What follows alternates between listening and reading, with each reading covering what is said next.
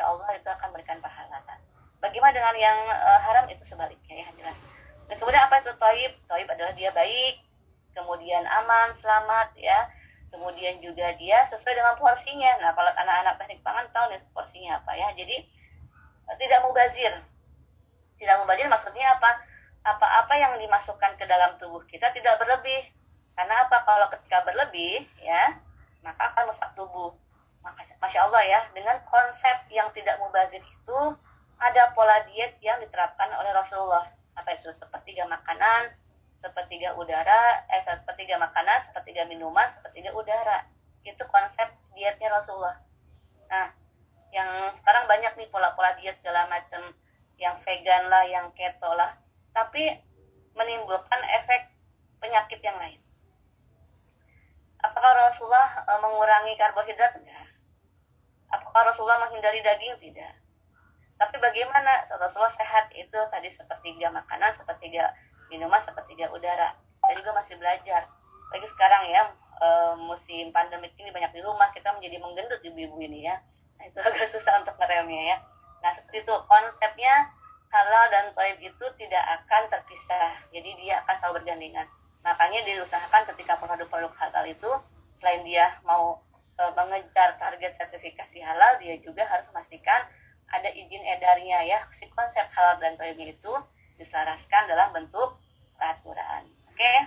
Nah, ini syaratnya dikatakan bismillahirrahmanirrahim dan makanlah yang halal lagi kepadanya. Kemudian selain perkara yang halal ini juga kita mengkaji juga tentang yang subhat ya. Apa sih yang subhat? Itu sesuatu yang halal itu jelas. Ini di hadisnya ya, hadis Bukhari dan Muslim. Sungguhnya yang halal itu jelas, sebagaimana yang haram pun jelas. Di antara keduanya terdapat perkara subhat ya, atau yang masih samar yang tidak diketahui oleh kebanyakan orang. Nah, barang siapa yang menghindari dari perkara subhat, maka ia menyatakan agama dan kehormatannya. Ya.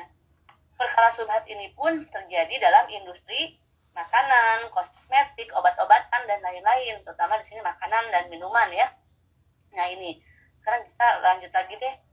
Subhat dalam minuman kekinian itu apa saja? Saya ambil 3 contoh aja di sini. Ada yang paling sering dan keren di kalangan anak muda atau misalnya profesional muda itu ya. Anak-anak mahasiswa biasanya minum apa? Minuman boba. Terus ini ada lagi nih yang terbaru juga baru tahu nih, minuman karkoal. Arang aktif jadi minum kayak gimana? Kalau dulu pas zaman saya SMA ada ya arang aktif juga, tapi arang aktif yang dibakar dari kertas ya. Kalau kita mau ujian dibakar kertasnya terus diminum kayak gitu kan. Nah, itu juga mungkin seperti itu ya. Terus kemudian kopi. Saya tidak menyebut dalgona dan lain-lain, tapi saya sebutnya kopi karena kopi akan nanti muncul macam-macam ya variasinya. Oke, kita lanjut.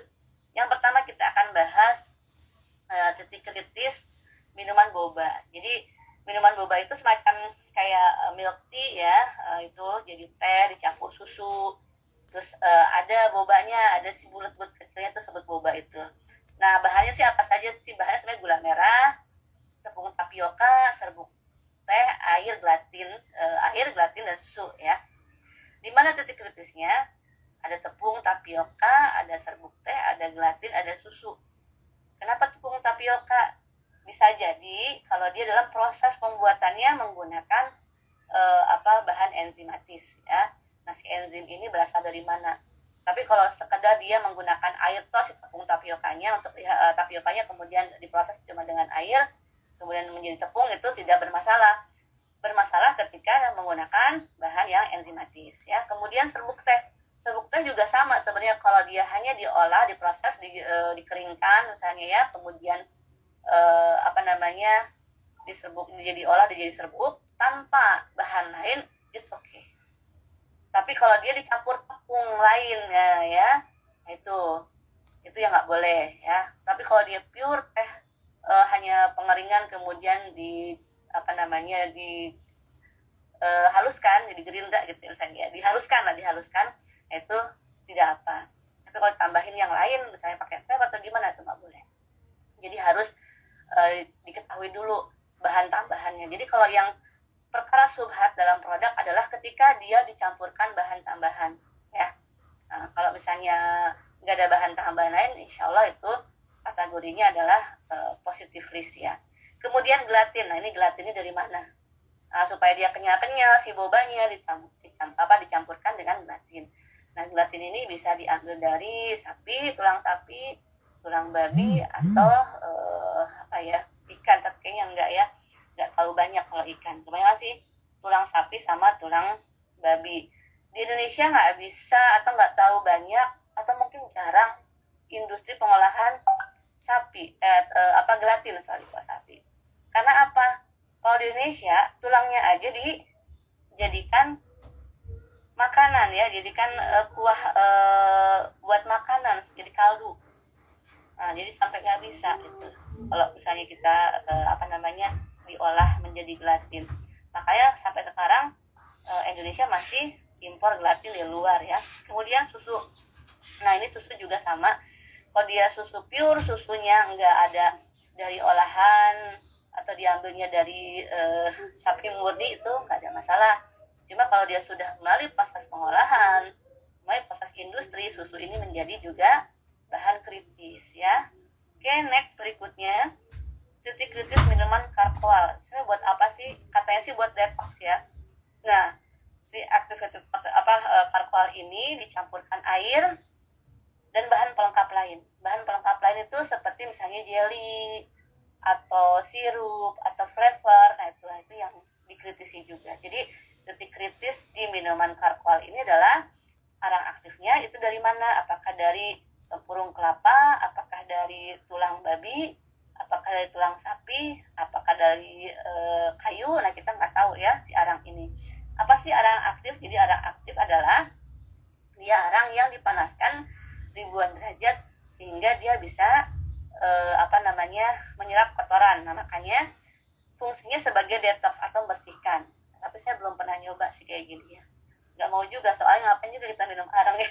Bahan pelengkapnya tadi ya, bisa jelly, bisa flavor, bisa sirup. Nah, ini yang harus dikritisi juga. Berikutnya adalah titik kritis dalam minuman kopi. Nah, jadi kopi ini ada 3 jenis ya. Ada jenis kopi murni, ada jenis kopi instan, ada jenis kopi yang di kafe-kafe ya. Nah, kalau kopi instan kayak kopi sasetan misalnya, seperti itu. Nah, titik kritisnya apa? Kalau di kopi murni adalah ketika pada proses pensangraian, disangrai ya. Nah, itu biasanya melibatkan kalau misalnya cuma hanya disangrai itu, biasanya kalau pakai kalau yang sederhana ya mungkin pasir ya, ada yang pakai pasir ya. Nah, tapi kalau misalnya dicampur dengan lemak mentega, maka si lemak mentega ini yang menjadi titik kritisnya. Kemudian kalau misalnya kopi instan dan di kafe, itu biasanya titik kritisnya ada di creamer, terus kemudian gula. Ini macam-macam sekali ya. Ada satu lagi yang saya nggak tuliskan di sini, tapi akan saya sebutkan, dan ini juga harus hati-hati ya. Akan saya ceritakan setelah ini. Jadi si kopi instan dan kafe ini, yang di kafe ini biasanya menggunakan creamer ya, gula, susu, tadi flavor juga, kemudian emulsifier juga, dan homer. Kalau homer biasanya di kafe-kafe ya, kayak misalnya kopi room ya, itu juga tuh yang juga sepatikan. Dan saya pernah temui juga ada pakai wine, pakai pokoknya bir sama segala macam dicampur kayak gitu. Kemudian si creamernya jelas ya, ini juga prosesnya bagaimana, itu apakah melibatkan yang kritisi yang ada tidak, gula juga. Nah, nanti gula juga ada uraiannya gitu kan. Tapi kalau dia pakai gula pasir misalnya, gula pasir itu dia kritisnya di arang aktifnya tadi ya, proses refinasi atau proses penjernihannya. Kemudian sama tadi susu juga, kalau susu murni it's okay, tapi kalau susu dalam industri, maka kita harus tahu bagaimana prosesnya, apakah ada bahan tambahan atau tidak. Flavor jelas ya, flavor itu kan terdiri dari berbagai macam bahan kimia, dan kita nggak tahu prosesnya kayak gimana, apakah melibatkan etanol atau tidak. Nah, ini harus jelas. Nah, emulsifier itu dia zat yang mengikat lemak dan air. Nah, lemak dan air ini biasanya diambil dari turunan hewan babi ya, bisa juga.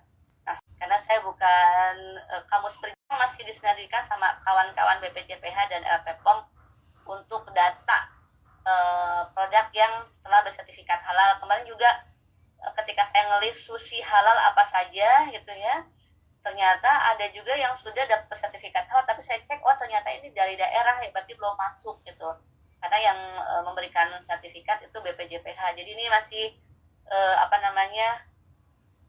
cari data sana, cari data sini. Jadi kalau ibu mau melihat apakah ada paper kopi yang halal, silakan ibu cek di halalmui.org atau bisa tanya nanti ke customer service-nya.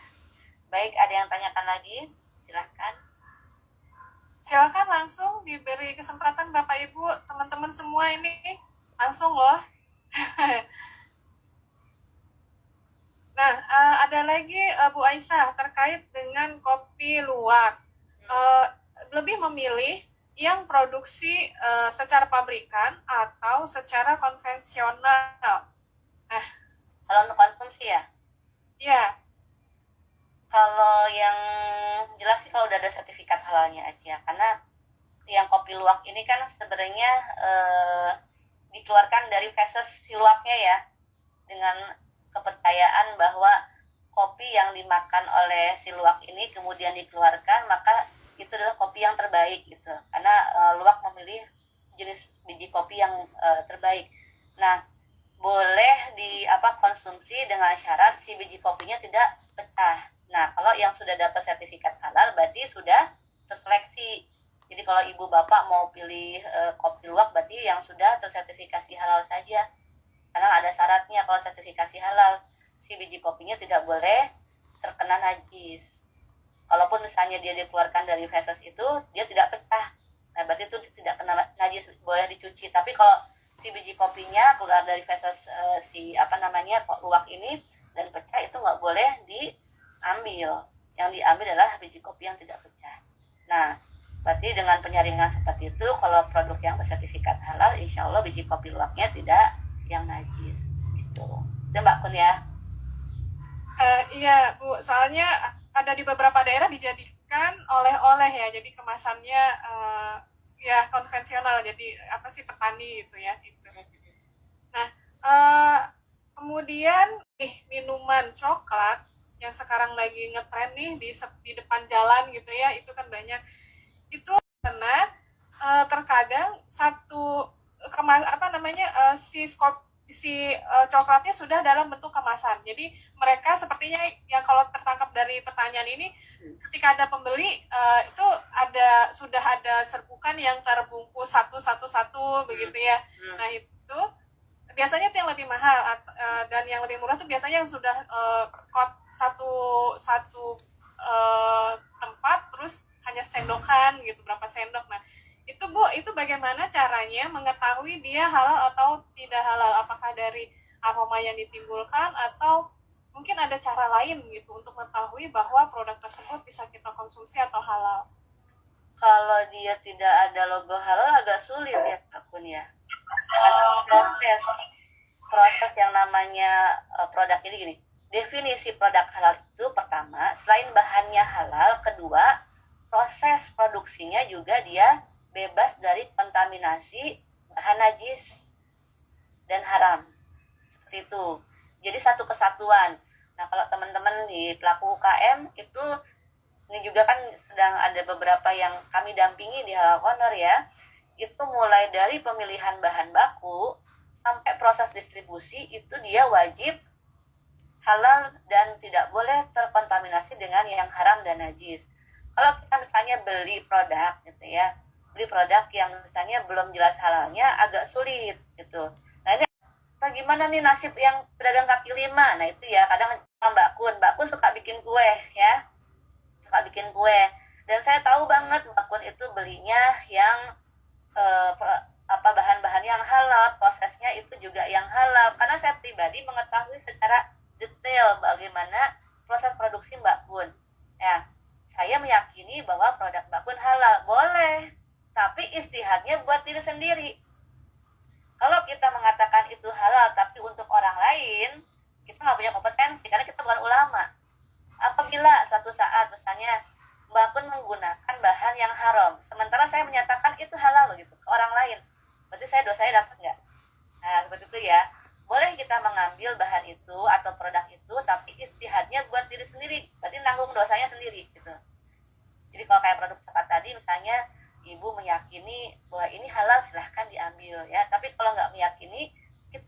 panduannya. Kalau ragu, tinggalin.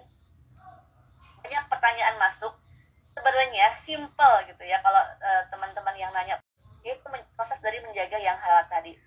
Kalau ada misalnya restoran baru atau tempat minum baru, penasaran nggak sih? Banget. Mau dong kita yang namanya orang tuh penasaran, pengen cari yang menantang ya, yang baru, pengen ngerasain yang baru gimana. Cuma balik lagi, kalau dia belum jelas halalnya udah skip aja deh. Kalau sudah jelas halalnya baru kita konsumsi ya, seperti itu Mbak Pun. Terima kasih Bu Aisyah. Apalagi sekarang ya dengan bisa GoSend dan GoFood, bisa beli kita tanpa ketahui bagaimana prosesnya dan bahan baku yang digunakan. Di kolom chat sudah ada pertanyaan. Sekarang ada rum yang non alkohol. Nah, cuma aromanya saja dan ngaku berlabel halal. Itu bagaimana ya? Apa tadi yang Rum yang non alkohol. Sekarang ada rum yang non alkohol. Kalau kita gini, hati-hati juga nih. Kadang di marketplace itu suka klaim halal. Kayak kemarin ada satu produk. Jadi saya bikin tulisannya adalah tentang yang yang kertas itu loh, kertas emas itu apa namanya? Yang gold itu loh, yang food grade itu ya. Yang emas bisa ditaburin sebagai itulah hiasan itu ya, emas yang sebagai hiasan, tapi dia food grade. Aku lupa namanya, gold apa. Nah itu saya lagi nyari kertas emas yang buat food grade itu yang halal di Indonesia, dan belum ada. Tapi ketika saya cari di Google, itu ada shop ya, dia nemperin logo halal untuk kertas emas tadi. MUI pula. Langsung saya tanya ke pihak MUI, ternyata tidak ada produk itu. Ketika saya telusuri lagi satu merek, dan itu adalah produk dari luar negeri ya, bukan dari produk sini, dan dapat sertifikat halal. Nah, kadang itu tadi marketplace itu suka begitu. Jadi dia klaim halal padahal belum tentu halal. Seperti misalnya tadi rum. Jelas kalau rum itu baik dia asli atau sintetik, kalau namanya rum tetap aja haram ya. Nah, ada juga yang Tofeko bakar itu katanya menyerupai rum, tapi kan dia bukan bukan rum. Itu ya, namanya bukan rum. Jadi secara organoleptik, secara nama yang dia mengacu kepada bahan yang haram itu tidak boleh dipergunakan. Tuh. Pertanyaan selanjutnya, bagaimana dengan emulsifier sebagai bahan untuk membuat kue? Ini sebenarnya yang kemarin udah dibahas sama Ibu Nani, tapi nggak apa-apa, Bu Aisyah nitip untuk dijawab. Kalau emulsifier balik lagi, karena dia sangat kritis ya, bisa diambil dari bahan yang haram ya, turunan dari bahan yang haram, atau di sini bisa dari babi, itu dia harus wajib halal ya, wajib, termasuk kritisnya juga besar lah gitu. Jadi kalau mau mencari ya tadi balik lagi di halalmui.org, IGS saya atau Instagram saya suka ada informasi terbaru ya. Baik, ada lagi pertanyaan berikutnya? Ya, ini pertanyaannya sama ya, tapi atau mungkin berbeda sehingga ditanyakan lagi. Ini terkait tentang bag atau kantong penyaring kopi, termasuk positifis atau bukan. Nah, itu kalau tadi kan, kalau ini bag atau kantong penyaring kopi mungkin sama ya, paper yang pertanyaan pertama ya, atau ada istilah atau berbeda. Saya kebetulan juga tidak suka, tidak pernah ke kedai kopi. Coba cek di web halalmui.org. Rasanya nggak apa, positif itu banyak banget di sana, dan sudah ada yang terbaru juga katanya. Kemarin baca sekilas, jadi belum banyak saya detaili. Tapi di web halalmui.org nanti siapa nih yang tanya, ibu atau bapak? Nah itu bisa download daftar positif list yang ada. Coba aja di sana cari, kalau misalnya ada ya berarti termasuk, kalau enggak berarti dia harus dikritisi. Karena kemarin juga banyak sih yang baru-baru positif list, saya belum baca lagi. Itu harus di download, banyak banget. Jadi silahkan di download dari web halalmui.org. kpu.org ya. Ya, silakan Bapak Ibu, teman-teman semua ajukan pertanyaan langsung dengan narasumber kita. Monggo, yo. Nah, ada pertanyaan lagi Bu Aisyah terkait untuk susu olahan. Nah, ini apakah di Indonesia sudah ada, maksudnya untuk membedakan susu yang halal dengan yang tidak halal? Susu segar sepertinya. Kalau segar sih sepertinya positif ya. Nggak perlu. Nah, diambil mungkin langsung dari olahan. sapi ya. Kalau yang dikritisi adalah yang tadi saya bilang ya di materi, ketika dia sudah terindustrikan ya, jadi sudah dalam proses industri, itu yang dia dikritisi, mulai dari misalnya kalau ada tambahan flavor atau bagaimana prosesnya, nah itu yang harus dikritisi. Kalau misalnya dia cuma hanya susu segar tok langsung dari sapi, ya halal. Sejak kapan kalau ngambil dari sapi langsung jadi haram ya, kecuali nyolong ya halal. Kalau kita dapat sapinya nyolong itu nggak boleh, haram itu. Tapi kalau kita beli dari misalnya peternak langsung, dulu waktu SMA tuh kan SMA-nya di Ciawi Bogor, nah di situ ada litbang ya Mbak Kun, itu kalau tiap pagi kami tuh para murid tuh pasti kecium bau aroma feses sapi ya. Tapi enaknya gitu ya, belajar ini kita dapat susu dari litbang itu gratis. Susu sapi kan sehat ya, dan kita sekolahnya mojok, nggak di kota, di kabupaten. Jadi memang fokus buat belajar, susah. Kalau mau tawuran susah ya. Alhamdulillah masuk yang terbaik sekolahnya. Nah jadi kalau produk susu sapi semacam itu insya Allah halal. Tapi kalau yang sudah masuk kemasan dan lain-lain, kita mesti kritisi juga. Ya, apalagi kalau sudah ada campuran vitamin lah apa, nah itu ya. Yang sebenarnya yang mengkritisi adalah ketika ditambahkan bahan tambahan lain. Tuh. Kalau ada bahan tambahan lain, itu yang kita harus jelaskan apakah bahan tambahan itu dia halal atau tidak ya. Itulah Mbak Kun ya. Bu Aisyah, mungkin ini ya, adakah yang jual susu babi? Tidak ada ya? Jadi nggak ada.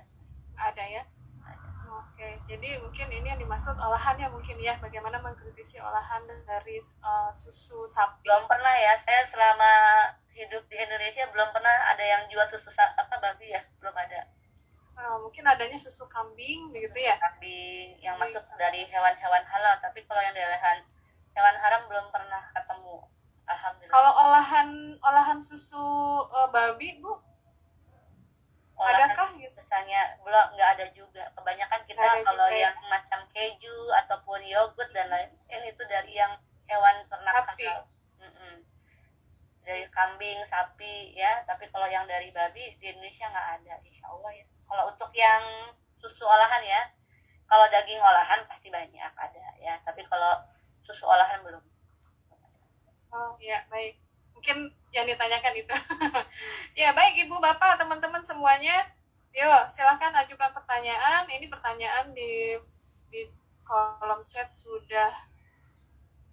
Atau Mbak, kalau misalnya mau nanya seputar sertifikasi juga boleh ya, mumpung ini. Oh iya, betul. Ini ada lagi sih Bu, terkait dengan untuk daging kepiting. Nah, sebenarnya kalau kepiting itu kan setelah diangkat ke darat masih bergerak. Nah, jadi dianggapnya adalah hidup di dua alam. Apakah itu benar bahwa kepiting itu 100% sudah 100% adalah halal? Ada fatwanya, fatwa tentang kepiting, bisa baca di web MUI ya. Jadi di webnya MUI.id kalau nggak salah, itu ada fatwa-fatwa, bisa dibaca fatwa kepiting. Jadi ada beberapa jenis kepiting yang dia hidupnya di air, nah itu halal ya. Nah tapi kan kita nggak ngerti itu jenis yang mana kepiting yang kita beli ya. Jadi kalau saya nggak salah, mohon dikoreksi ya kalau saya salah, itu yang 3 hari, kalau nggak salah lebih dari 3 hari itu lewat saya masih hidup, itu berarti nggak boleh, itu haram. Jadi patokannya adalah 3 hari ya, 3 hari dari 3 hari dia masih hidup, berarti itu kepiting darat ya, bukan kepiting air. Jadi kepiting ada 2 jenis juga, ada yang di gas, ada yang di air. Cuma di MUI mana ya, Jawa atau saya lupa lagi, Jawa Tengah apa Jawa Timur, saya lupa, Jawa Tengah mungkin ya, ada perbedaan kalau mereka mengambil fatwanya bahwa itu haram. Sementara kalau yang di MUI pusat ada beberapa jenis yang emang dia halal karena dia masuknya hewan air. Nah itu bisa dibaca di sana di webnya MUI.id, bisa di-download juga fatwanya, silahkan dibaca. Ya, silakan Bu Ais, tadi mau menyampaikan hal terkait sertifikasi. Mungkin para UMKM yang memproduksi minuman, bagaimana cara mensertifikasi produk mereka, atau hal apa saja yang harus dipersiapkan dalam proses sertifikasi produk minuman mereka. Kalau untuk yang detailnya harus ada kelas sendiri ya. Cuma kalau sekarang secara globalnya sertifikasi halal sudah diambil alih oleh negara. Jadi nanti kita daftarnya itu bukan ke LPPOM MUI dulu ya, tapi ke BPJPH. Apa itu BPJPH? Badan Penyelenggara Jaminan Produk Halal, yang dia di bawah Kementerian Agama ya. Nanti ibu bapak daftar ke sana, kemudian setelah daftar ke sana baru nanti akan bukan diseleksi ya, diarahkan kepada LPH atau lembaga pemeriksa halal.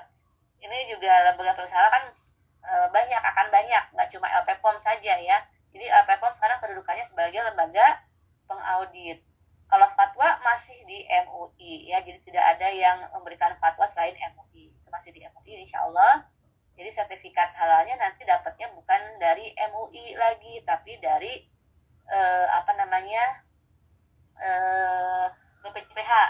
Cuma fatwanya tetap merujuk kepada MUI. Nah, fatwa dari MUI ini sekarang bukan dalam bentuk sertifikat, tapi bentuknya ketetapan halal seperti itu. Nanti prosesnya seperti apa? Kalau di kami ada kelas, insya Allah bulan depan kita akan ada kelas sertifikasi halal ya di bulan Juli, minggu kedua, pekan kedua. Jadi silahkan kalau ada yang mau ikut nanti bisa kontak Halal Corner.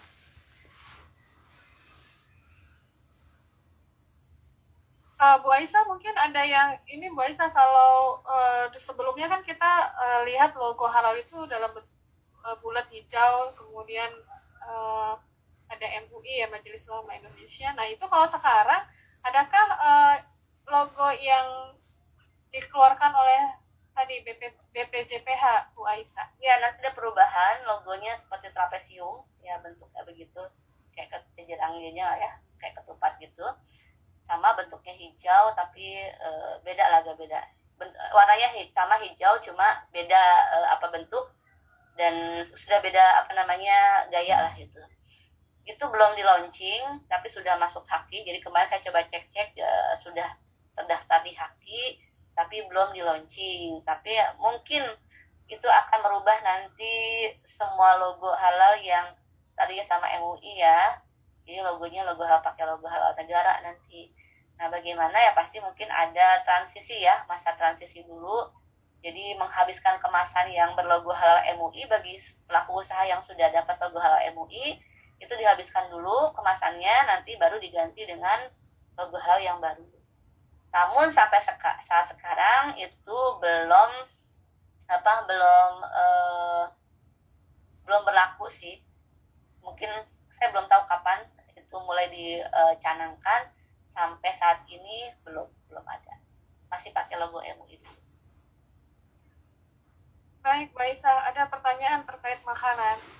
Untuk makanan Jepang yang memakai mirin tidak halal ya? Bertanya nih. Jelas kalau pakai mirin nggak boleh, itu kan mirin arak ya, berarti nggak boleh. Jadi kalau kita beli makanan Jepang ada mirinnya, sudah bye-bye. Insya Allah sekarang makanan Jepang udah banyak ya. Apalagi yang sabu-sabu nih, ada sabu haji, ada kintan buffet, sudah banyak. Jadi sekarang sebenarnya kita nggak ada alasan untuk nggak cari yang halal, karena sudah mulai banyak ya, insya Allah. Asal kita aja rajin. Banyak yang sudah halal begitu ya, Bu Aisyah ya? Oh, oke. Ya, pertanyaan lanjutan, ketika saya dinas di Jepang, banyak disediakan makanan Jepang dengan mirin halal. yang diakui majelis ulama di sana. Jadi mirin ini ternyata sudah ada sertifikasi, sudah diakui oleh majelis ulama di sana. Termasuk juga ada soyu halal yang proses produksinya terpisah. Nah ini bagaimana Mereknya tanggapannya Bu Aisyah? Mereknya apa? Di sini sih Komen. tidak dikatakan merek, tapi ketika di Jepang itu mirinnya ada yang mirin halal. Kalau yang saya tahu, Kikomen juga memproduksi bukan sejenis mirin sih, saus juga ya, kayak semacam itu, tapi bukan mirin gitu. Ada yang sudah halal di Indonesia, tapi bukan mirin. Saus-saus seperti itulah. Tapi kalau ada saus yang dia nyebutnya mirin, karena dalam prosedur halal itu tidak boleh menggunakan kata yang merujuk pada yang haram. Seperti ada mirin halal, soyu halal nggak boleh, soju halal itu nggak boleh, ya nggak boleh gitu. Jadi pun dalam segi rasa ya, perasaan rasa itu juga nggak boleh gitu. Yang jaminan halal itu ada materi yang berkaitan dengan bahan, nama dan lain-lain, itu tidak boleh merujuk pada bahan yang haram.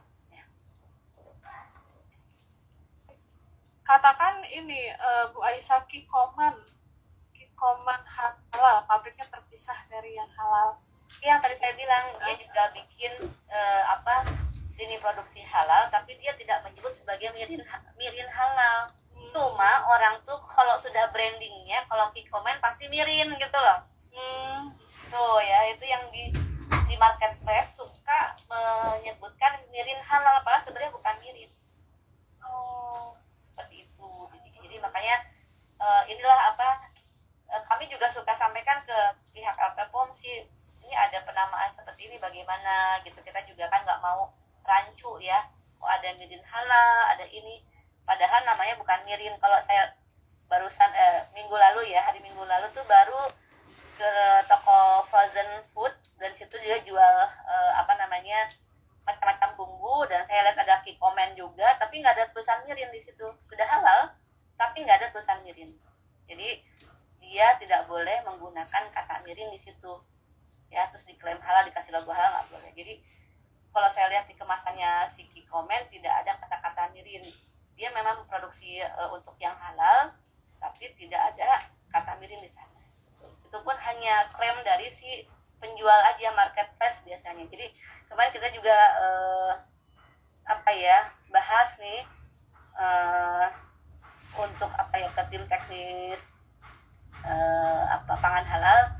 Salah satunya itu tadi ya, bahwa penamaan tadi jangan sampai merancukan gitu. Mungkin nanti mudah-mudahan ada aturan untuk marketplace ini ketika mengklaim halal, itu kan sebagai bentuk proteksi kepada konsumen. Kebetulan salah satu dari tim Halal Corner itu juga masuk di anggota BSN ya, untuk kita membuat standar pangan halal di Indonesia ya. Jadi kalau kami mewakili untuk konsumen bersama YLKI dan Badan Konsumen Indonesia ya kalau nggak salah.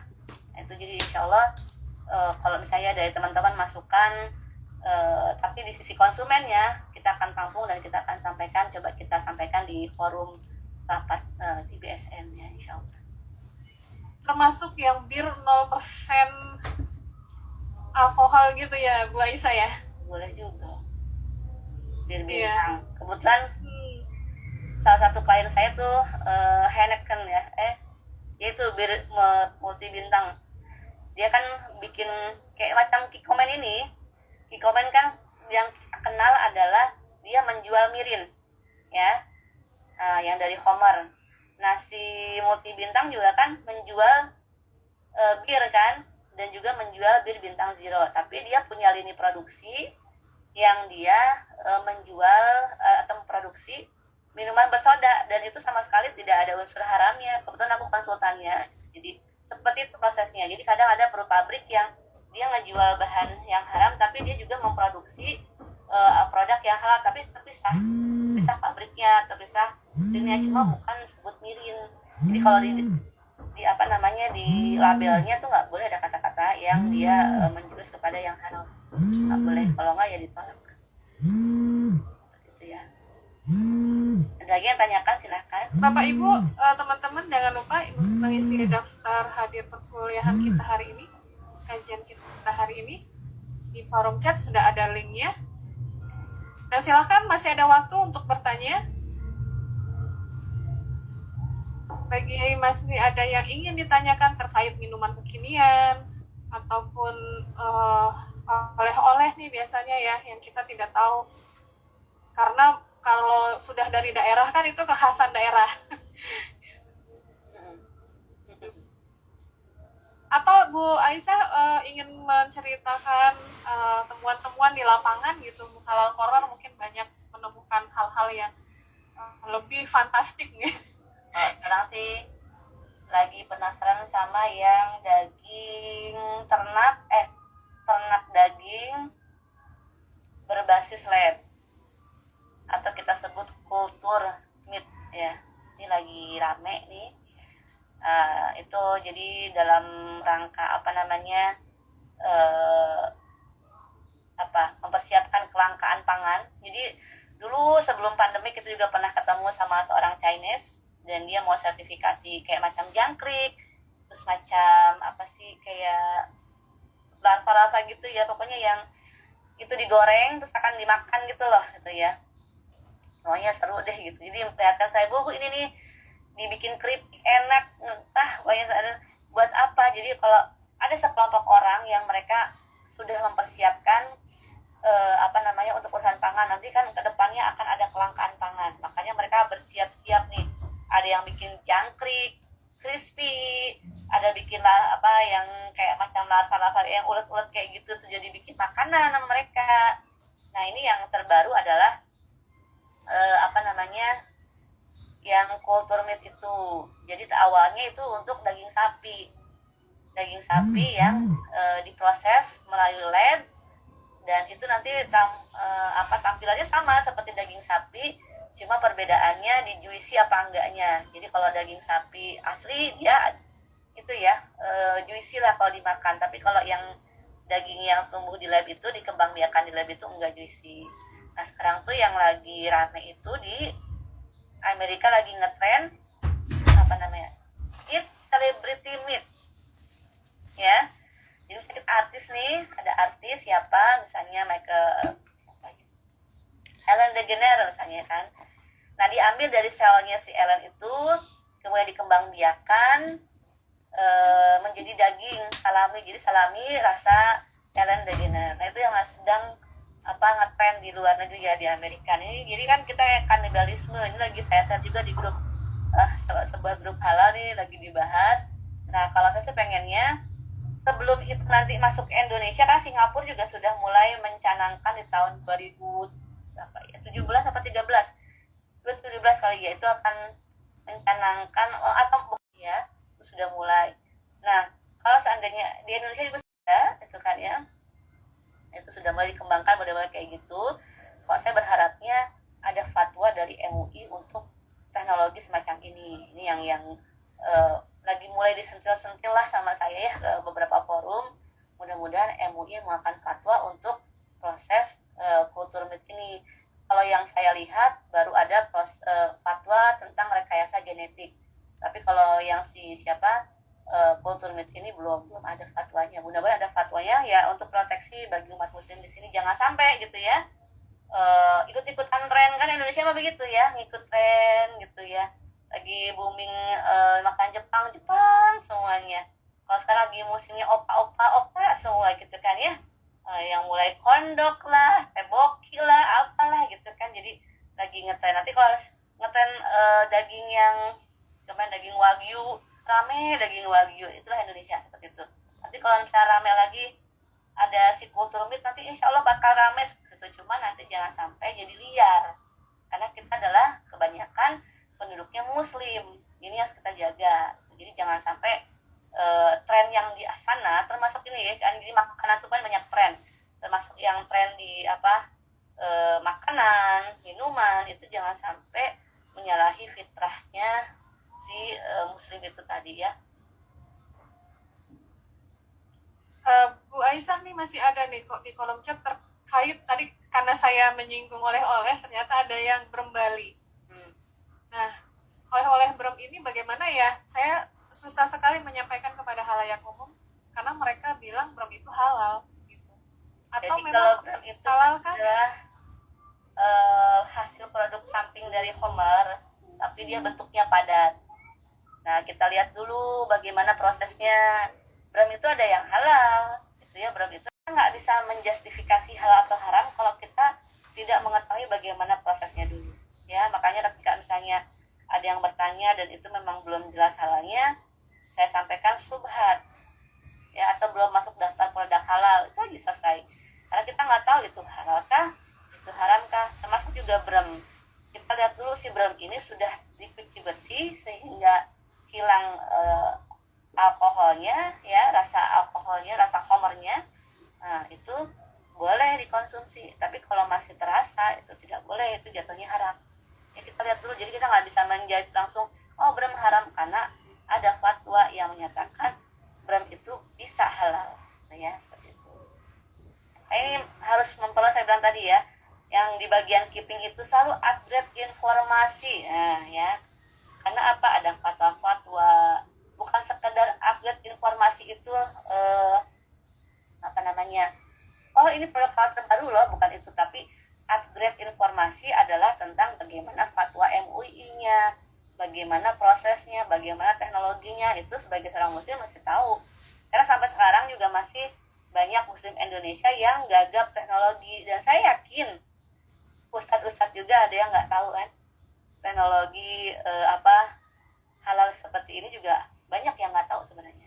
Ya, dan harusnya ini sinergi antara para asatis dan para cendekiawan yang berkompeten di halal, itu harusnya berkolaborasi, kemudian memberikan edukasi kepada masyarakat. Ya, bagaimana nih? Ada yang mau bertanya lagi? Nah, atau di sini termasuk ya Bu Aisyah, brem Bali kayak brem apa gitu ya Bu Aisyah, ya itu jawaban yang dan yang berlaku gitu ya. Jadi mau brem mana saja, kita lihat dulu prosesnya, ya. Kita tidak bisa menjustifikasi haram kecuali kita bisa tahu prosesnya dulu. Kalau sudah ada yang logo halal, ya sudah konsumsi, karena dia sudah memenuhi standar halal yang disyaratkan oleh MUI itu, ya, boleh silahkan. Tapi kalau saya tidak memenuhi, ya jangan dikonsumsi. Di masa pandemi ini bermunculan minuman herbal atau yang di sini tuh untuk mencegah atau bahkan mengobati COVID. Nah, ini terkait minuman herbal ataupun juga minuman yang dibilangnya probiotik dan biotik gitu, kefir dan sebagainya. Titik kritisnya di mana Bu Aisyah? Kadang kan para industri rumahan itu tidak mensertifikasi ya, jadi botolan begitu. Jadi proses fermentasinya ya, itu kita harus kritisi.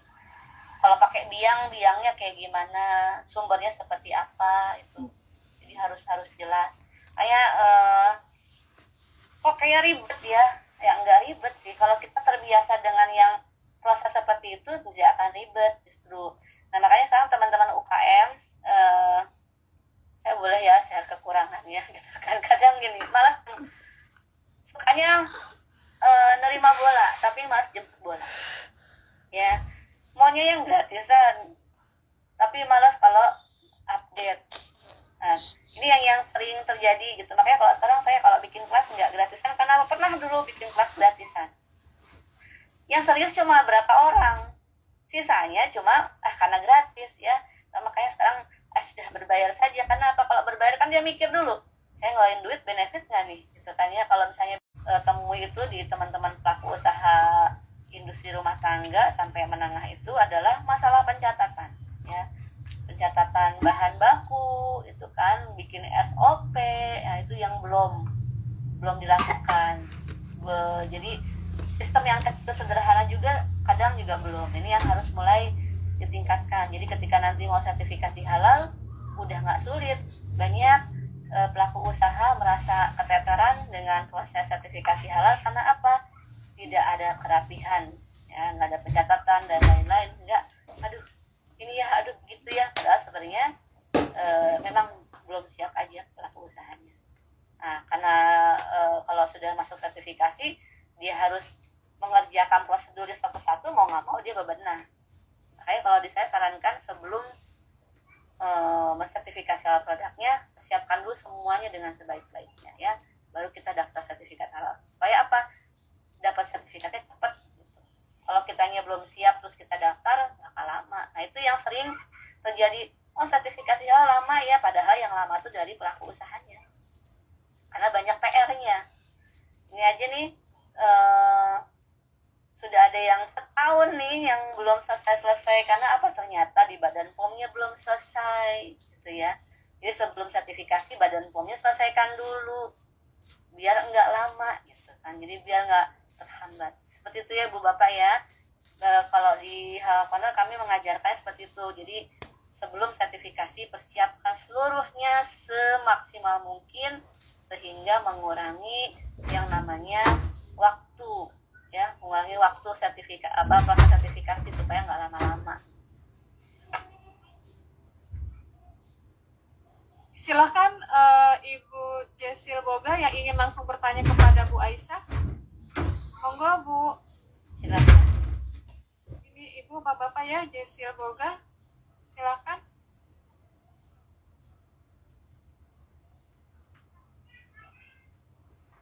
Oh, sudah muncul, ini terkait izin perpanjangan halal. Untuk perpanjangan izin halal bagaimana Bu Aisyah? Mungkin Ya. sudah mendapatkan sertifikatnya, kemudian ingin perpanjangan. Produk saya sudah berizin halal ya berarti ya. Ibu Sudah dari mana Bu? produk. Boleh pakai Ya, audio boleh aja. pakai itunya Bu, pakai soundnya Bu, suara Bu Jesil. Langsung bertanya dengan Bu Aisyah. Ibu produknya apa? Ya, selamat siang Ibu Aisyah. Ya. Saya dengan Livi dari Jesil Boga. Untuk saya abotikan sudah berizin halal. Sebentar lagi expired Bu. Saya bingung untuk perpanjangannya. Ibu produknya lokal apa nasional? Maksudnya lokal nasional apa Bu? Ya, penjualannya lokal atau nasional penjualannya? Lokal, tapi saya sudah dibantu oleh marketplace untuk ekspor juga. Oh, sudah ekspor juga? Sudah. Oh, berarti bukan kecil lagi ya. Berarti Ibu daftarnya di daerah mana Ibu domisilinya? Di daerah Jakarta Utara Ibu. Berarti Ibu masuknya ke pusat aja. Jadi nanti kalau Ibu daftar, Ibu masuknya ke BPJPH pusat. Perpanjangannya nanti Ibu kontak BPJPH pusat ya, bukan lagi daerah. Saya tanya dulu, Ibu domisili di mana? Saya harus tahu dulu range mana Ibu harus yang mendaftar. Kalau daerah, berarti Ibu ke provinsi. Tadi ke BPJPH provinsi ya. Nah, sekarang kalau perpanjangan BPJPH pusat. Baik, makasih Bu. Ada satu pertanyaan lagi dari Bu Ariani Kusumaning apa ya nih ya? Baik, saya langsung aja pertanyaannya. Untuk grain kefir pasti mengandung khamir, sehingga hasil proses fermentasinya ada alkohol dan tidak ditujukan memproduksi khamar. Kemudian gimana nih ya melihatnya, sebentar. Tidak ditujukan memproduksi khamar, pasti hasil metabolitnya terkandung alkohol. Sudah pernah mengajukan sertifikasi halal tapi ditolak karena ada kandungan alkohol yang difermentasi hari ketiga sudah mencapai 0,5% Bu. Jadi karena menggunakan mikro gitu ya, tambah kefir, sehingga pada hari kesekian itu sudah melebihi batas alkoholnya yang tidak diperbolehkan. Nah, itu kalau udah kebijakan dari sana emang agak sulit, saya juga nggak bisa merubah ya. Jadi, emang kan batasannya kalau untuk minuman itu tidak boleh lebih dari 0,5%. Ya kalau pangan bebas tanpa batas. Sebenarnya kalau pangan tuh nggak ada. Jadi kita baca di fatwanya lagi tentang alkohol. Kalau untuk minuman iya, dia batas maksimal 0,5%. Jadi kalau di hari ya kan Malaysia, di sini kan Indonesia sayang. Jadi kalau misalnya mau pakai standar Malaysia berarti jualnya di Malaysia, sertifikatnya di Malaysia. Tapi kalau di Indonesia kan 0,%, jadi nggak bisa kita ikut standar di sini. Kecuali kalau Indonesia pun itu 1% ya boleh, boleh. Ya nggak apa-apa, ya namanya UKM ya begitu Mbak gitu ya. Kadang kita udah ngasih tahu ya agak kita begini deh, saya pernah ikut TOT di LPPOM dan itu ada banyak UKM juga, nggak cuma hanya komunitas, dan mereka mengeluhkan tentang aturan frozen. Oh dulu kan frozen boleh pakai PRT ya, sekarang nggak boleh kan, harus pakai MD. Nah ngeluhnya ke LPPOM, ya bingung. Ya bingung karena apa? Beda wewenang. Kalau untuk MD kan itu ada di Badan POM. Ya jadi harusnya ya mereka minta tolonglah gitu. Kalau bisa LPPOM mempengaruhi Badan POM untuk regulasi ya kan nggak bisa. Masing-masing sudah ada yang sama. Saya ketika bertanya pada saya, ya gimana gitu, di Indonesia 0,5% standarnya, Malaysia segini, ya gimana, itu kebijakan yang sudah ada dikeluarkan oleh ulama kita, jadi kita nggak bisa ya. PR ya, PR buat teman-teman gimana caranya supaya tidak melebihi batas itu. Paling gitu ya Mbak Aryani. Ini Bu Aisyah dari Bapak Muhammad terkait minuman kesehatan yang banyak saat ini. Nah ini akhirnya bertanya juga, umumnya dijual dalam jaringan. Bagaimana cara terbaik untuk melihat kebenaran sertifikat halal yang diklaim sudah dimiliki? Atau malah gini Bu, hanya berlogo tulisannya halal gitu ya itu. Nah ini Bu, ini kan banyaknya tuh dari tangan ke tangan ya, bukan. Bagaimana caranya untuk melihat kebenaran sertifikat halal yang diklaim sudah dimiliki? Di web halalmui.org itu ada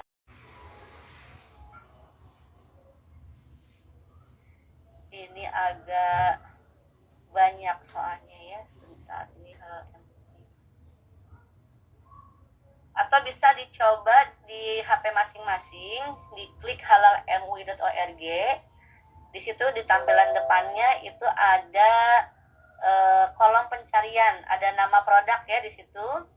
Nah, di nama produk itu di situ di bawahnya ada nomor sertifikat, nama produsen, kemudian nomor sertifikat. Jadi kalau misalnya bagaimana ya cara menelusuri sertifikat hal itu benar apa tidak, jadi mintakan aja nomor sertifikatnya dari tangan penjual itu, kemudian cocokkan dengan daftar yang ada di Halal MUI itu. Gampang kok seperti itu ya. Jadi kalau mau ngecek ya udah lihat aja di webnya. Itu ya Mbak. Ya Bu, ada pertanyaan dari Ibu Pina, apakah UMKM juga harus memiliki izin BPOM sebelum sertifikasi halal? Tadi Bu Aisyah menyampaikan begitu ya Bu Aisyah ya. Nah, apakah memang harus sebelumnya itu izin BPOM dulu Bu baru sertifikasi halal? Setahu saya di LPPOM MUI DKI Jakarta sebelum tahun 2020 UMKM bisa mengikuti proses sertifikasi halal. Iya, kalau dulu iya. Walaupun tidak memiliki. Nah, untuk iya, kalau dulu iya, kalau sekarang nggak bisa. Karena kan sudah diambil oleh BPCPH. Jadi sekarang semua harus melampirkan bukti-bukti legal. Salah satunya adalah izin dari Badan POM ya, izin edar itu harus ada. Walaupun UMKM ya Bu ya. Kalau dulu iya mudah karena tinggal keterangan usaha aja itu sudah cukup. Kalau sekarang nggak bisa. Jadi harus ada izin edar. Sudah beda regulasi Bu. Jadi ya mau nggak mau ya ngikutin karena kan sudah bentuk undang-undang peraturan pemerintah. Jadi kita harus wajib ikuti.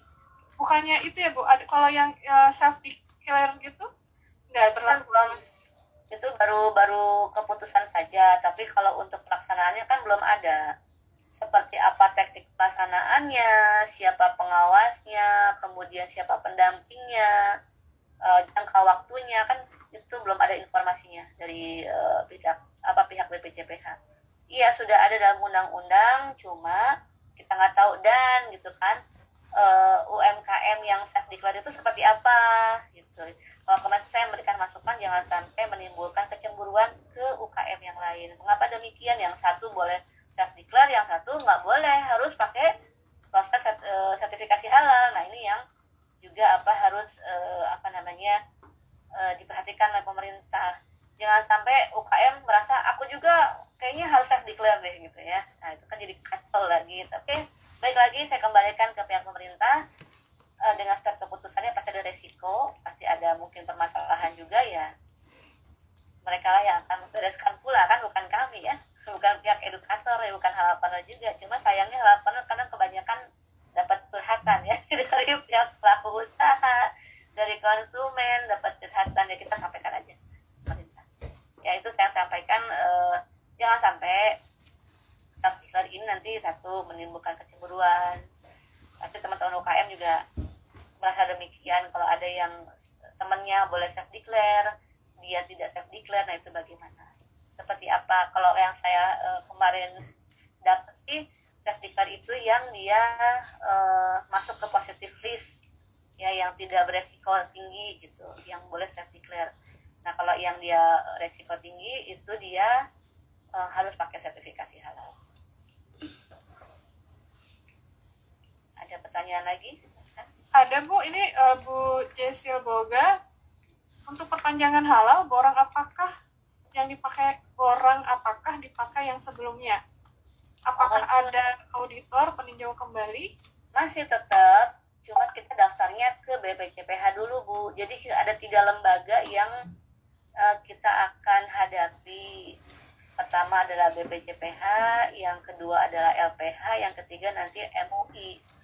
Itu yang akan kita lewatin ya gitu lah. Nah ibu pertama nanti harus daftar dulu ke BPJPH. Nanti kalau ibu pengen tahu nih seperti apa sih detailnya, boleh ibu ikut kelas aku di bulan depan ya, insya Allah. Ikut kelas sertifikasi dengan regulasi yang baru. Terus kemarin juga ada manual SCH, manual sistem jaminan halal, yang kita akan ajarkan. Ada 2 jenis SCH yang bisa diketahui oleh, yang wajib diketahui oleh UKM ya. Ada yang dari BPJPH, ada yang dari LPPOM. Itu yang nanti dipelajari di kelas di bulan depan insya Allah. Baik Bapak, Ibu, teman-teman semua, kita menyebutnya apa ya? Kalau halal corner disebutnya pejuang halal ya Bu ya?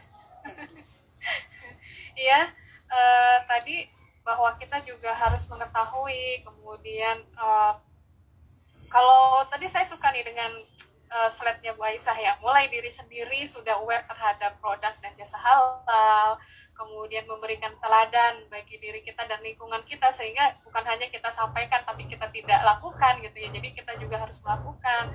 Kemudian selalu update informasi gitu ya, kemudian kita istiqomah gitu ya. Nah, ini bukan pertanyaan. Baik Bu Aisyah, di akhir kuliah halal kita hari ini, silakan Bu Aisyah untuk menyampaikan statement, closing statement Bu Aisyah. Baik, selaras dengan judul kita adalah harus aware dengan konsumsi minuman yang ada itu ya, jangan ikut tren, jangan kekinian, tapi lupa bahwa kita ada aturan yang bukan membatasi, menjaga supaya kita tidak terjebak dengan yang haram. Kalau saya sudah cukup sekali saja. Jadi sebenarnya kejebak haramnya nggak cuma hanya di babi aja, pernah minum khamar juga. Jadi si nenek tuh dulu bikin perasan tape, Mbak Kun, dan itu difermentasi ya. Jadi si tapenya, tape ketan hitam itu, yang tape ketan, airnya diambil kemudian difermentasi. Itu enak emang bener, manis kecut. Ternyata itu khamar, saya baru tahu ya setelah ngerti nih ya. Oh ternyata si nenek almarhum dulu begitu. Mungkin beliau nggak tahu ya, itu jadi khamar. Nah itu pernah juga minum kayak gitu. Hampir pernah makan dadih ya, dadih yang darah yang dibekukan. Alhamdulillah tahu. Pokoknya beberapa sering kejebak haram. Jadi di situ kita harus tahu ilmunya seperti apa supaya nggak kejebak haram lagi. Kalau kita nggak tahu dosa nggak berdosa. Cuma kata Buya Yahya, tetap aja karena ada makanan yang masuk ke dalam dan itu haram, tentu dampaknya akan ada. Mungkin Mbak Nanik dulu yang kemarin sudah menyampaikan dampak haram ya. Dampak haram itu seperti apa saja. Mudah-mudahan dengan kita bisa menjaga, insya Allah kita nggak akan terkena dampak haram. Itu saja ya Mbak Kun ya. terima kasih Bu Aisyah Maharani, terima kasih Bapak Ibu yang telah bersama kita untuk mengkaji tentang kehalalan pada minuman kekinian. Nah, kita jaga diri kita jaga anak-anak kita, keluarga kita, kemudian kerabat terdekat kita gitu ya, juga teman-teman di lingkungan kita. Karena memang sekarang itu kalau sudah ada gadget dan teknologi yang ada di tangan, mudah sekali kita memesan gitu ya, terus mengkonsumsi. Nah, ini kita tidak pernah tahu prosesnya bagaimana, kemudian bahan yang dipakai seperti apa gitu. Baik Bapak Ibu, teman-teman, ada yang masih ingin ditanyakan? Tidak ada. Sudah mengucapkan terima kasih. Insya Allah doakan kami untuk istiqomah mengadakan kajian-kajian mengenai produk dan jasa halal. Terima kasih Bu Aisyah, terima kasih tim Halal Corner. Mudah-mudahan kita bisa bekerja sama-sama mengedukasi. Karena itu tadi ya, pekan lalu Bu Nani menyampaikan betapa efeknya terhadap konsumsi yang bukan halal dengan diri kita. Jadi bukan hanya merusak diri kita sendiri, tapi bisa merusak generasi berikutnya gitu ya, karena kan ada gen yang ternyata terekam gitu ketika kita mengkonsumsi makanan atau minuman yang masuk ke dalam tubuh kita. Baik Bapak Ibu, mohon maaf lahir dan batin bila terdapat kekurangan dalam kegiatan hari ini. Insya Allah kita akan berjumpa di pekan depan dengan tema yang berbeda. Masukan dari Bapak Ibu terkait tema juga kami terima. Kami memiliki medsos gitu ya, Al Azhar Halal Center, baik di Instagram, Facebook. Silahkan bisa menghubungi kami. Bila tidak ada pertanyaan, kami ucapkan terima kasih. Mohon maaf lahir dan batin. Terima kasih Bu Aisyah, terima kasih tim Halal Corner yang telah membantu kami. Saya tutup, billahi taufik wal hidayah. Wassalamualaikum warahmatullahi wabarakatuh. Waalaikumsalam.